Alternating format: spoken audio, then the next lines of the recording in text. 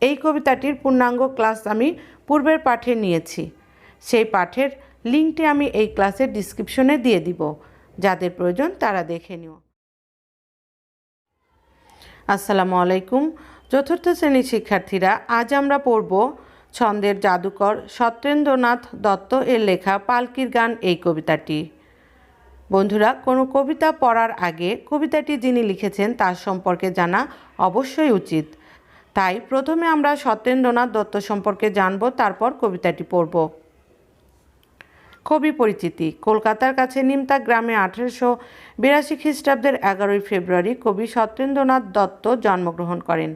তার কবিতায় ছন্দের দোলা ও শব্দের ঝঙ্কার খুব ভালো লাগে।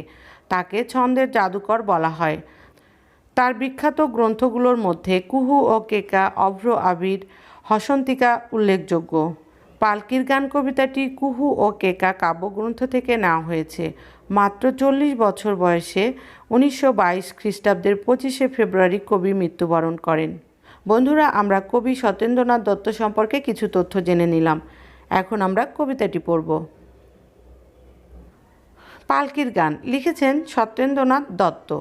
পালকি চলে গগন তলে আগুন জ্বলে, স্তব্ধ গায়ে আদুল গায়ে, যাচ্ছে কারা রৌদ্রে সারা, ময়রা মুদি চক্ষু মুদি, পাটায় বসে ঢুলছে কোষে, দুধের চাছি শুকছে মাছি, উঠছে কতক ভনভনিয়ে, আসছে কারা হনহনিয়ে, হাটের শেষে রুক্ষ বেশে, ঠিক দুপুরে ধায় হাঁটুরে, কুকুরগুলো শুকছে ধুলো, ঢুকছে কেহ ক্লান্ত দেহ, গঙ্গা ফড়িং লাফিয়ে চলে, বাঁধের দিকে সূর্য ঢলে, পালকি চলে রে অঙ্গ ঢলে রে, আর দেরি কত আরও কত দূর।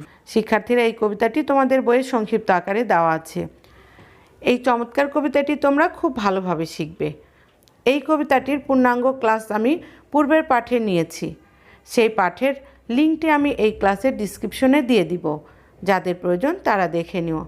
এতক্ষণ সাথে থাকার জন্য অসংখ্য ধন্যবাদ। ক্লাসটি যদি ভালো লাগে তোমরা লাইক, কমেন্ট করবে এবং বন্ধুদের সাথে শেয়ার করে দেবে। পরবর্তী ক্লাস দেখার আমন্ত্রণ জানিয়ে আজকের মতো বিদায় নিচ্ছি। আল্লাহ হাফেজ।